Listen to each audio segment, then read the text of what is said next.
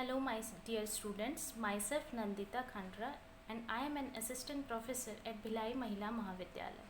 Today we are going to discuss Fortran features. So let's start. सबसे पहले हम इसका प्लान ऑफ टॉक देख लेते हैं.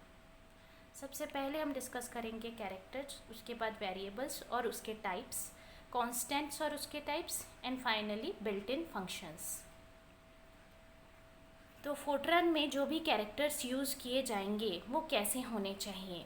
अल्फ़ाबेट्स जब हम यूज़ करेंगे तो A to Z तक कोई से भी अल्फ़ाबेट हम यूज़ कर सकते हैं. डिजिट्स यूज़ करना होगा तो 0 से 9 तक.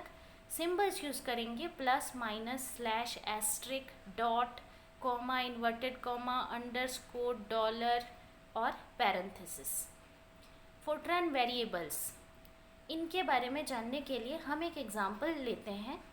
यहाँ पर मान लीजिए हमको एवरेज करना है 3 नंबर का, तो इनपुट हम देंगे 3 नंबर और आउटपुट में हमको मिलेगा उनका एवरेज. यानी 3 नंबर्स हमने दिया कंप्यूटर को और उसने उसका एवरेज निकाल करके हमको दे दिया. तो कंप्यूटर का काम क्या होगा, सबसे पहले वो रीड करेगा तीनों नंबर को, उसके बाद कैलकुलेट करेगा उसका एवरेज और फाइनली वो एवरेज जो भी वैल्यू निकलेगी उसको आउटपुट के फॉर्म पे आपको दे देगा. मान के चलिए यहाँ पे एक एग्जांपल लेते हैं जहाँ पे एवरेज निकालना है 3, 4, 5 का. तो एक A, B और C ये 3 लोकेशन है मान लीजिए. तो A में 3 है और B में है 4, C में 5 है. इसके जो कंटेंट्स हैं, मेमोरी के लोकेशन हैं, इसके जो कंटेंट्स हैं इनको ऐड कर दिया जाएगा और डिवाइड कर देंगे 3 से. तो फिर आप देखेंगे इसका आंसर आ रहा है 4 को एक अलग लोकेशन में रखेंगे जिसको नाम दे रहे हैं हम D. तो एक्चुअली वेरिएबल है क्या चीज़, ये मेमोरी के लोकेशन का नाम है. ठीक है. तो रूल जो है वेरिएबल को नेम करने के जो रूल्स हैं वो ये हैं कि ये 1 to 6 कैरेक्टर के होने चाहिए. फर्स्ट कैरेक्टर इसका होना चाहिए अल्फ़ाबेट का. बाकी सारे जो हैं वो अल्फ़ाबेट भी हो सकते हैं, डिजिट्स भी हो सकते हैं.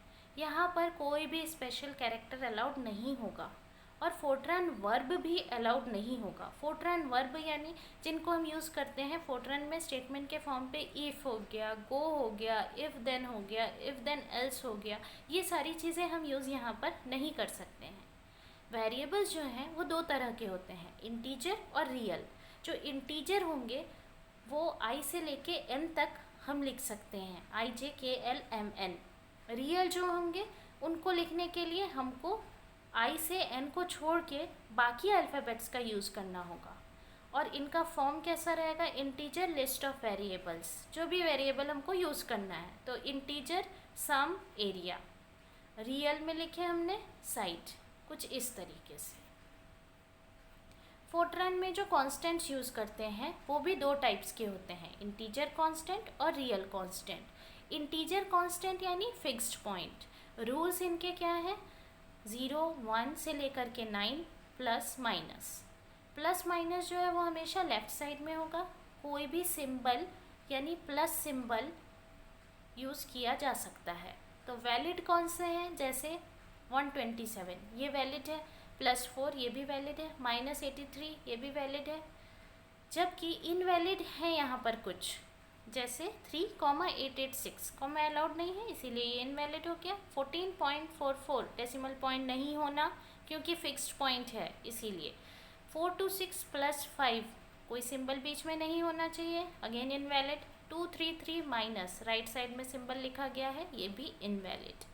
Real constant floating point type का क्या होगा जिसमें डेसिमल पॉइंट यूज़ करेंगे. सिंपली अगर हम कहें कि रियल कांस्टेंट इंटीजर कांस्टेंट की हम जब बात कर रहे हैं, इंटीजर कांस्टेंट यानी जिसमें डेसिमल नहीं होगा और जो रियल कांस्टेंट है उसमें डेसिमल होगा. तो रियल कांस्टेंट जो है उसी को कहते हैं फ्लोटिंग पॉइंट. रूल्स इसके हैं 0 से लेके 9 तक और डेसिमल आपको यूज़ करना है, सिर्फ एक डेसिमल होना चाहिए और यहाँ पर नेगेटिव भी होगा. वैलिड यहाँ पे कौन है, -0.114, 2.3, 0.0, -1.1. कुछ इनवैलिड हैं. 1.2.4 क्यों इनवैलिड हुआ, क्योंकि 2 डेसिमल पॉइंट यूज़ कर रहे हैं. 146 कोई डेसिमल पॉइंट है ही नहीं इसीलिए इनवैलिड. 1/4 स्लैश यूज़ किया गया है, इनवैलिड. 0.23 + 0.2 सिंबल बीच में यूज़ किया हुआ है, ये भी इनवैलिड. ये फ्रैक्शनल फॉर्म पे और एक्सपोनेंशियल फॉर्म पे दो तरीके से लिखे जा सकते हैं।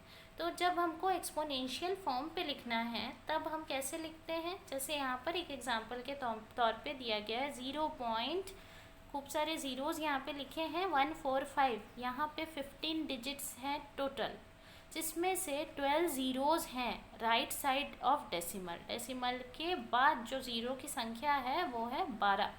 तो 0.145 इंटू 10⁻⁻12 इस तरीके से हम इसे लिखेंगे।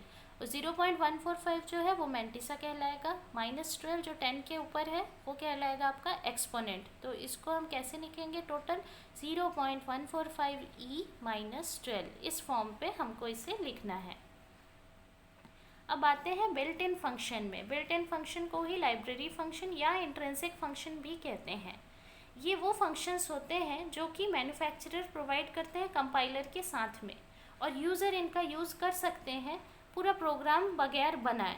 जैसे कि स्क्वायर रूट है, स्क्वायर रूट के लिए हमको लगता है शायद अलग से प्रोग्राम बनाना पड़ेगा, लेकिन अगर आप फोर्ट्रान यूज़ कर रहे हैं और वहाँ पे सीधे SQRT ऐसा लिख देते हैं तो कंप्यूटर को समझ आ जाता है कि आप स्क्वायर रूट लिख रहे हैं, और इसका मीनिंग है √x। वैसे ही EXPX तो उसका है e⁻x, log x, log 10x, sin x, cos x, tan x। यहाँ कुछ बिल्ट इन फंक्शंस दिए हैं, ऐसे ढेर सारे फंक्शंस होते हैं, सबको दे पाना पॉसिबल नहीं है। आपको बुक्स में मिल जाएंगे कि बिल्ट इन फंक्शंस कितने सारे होते हैं।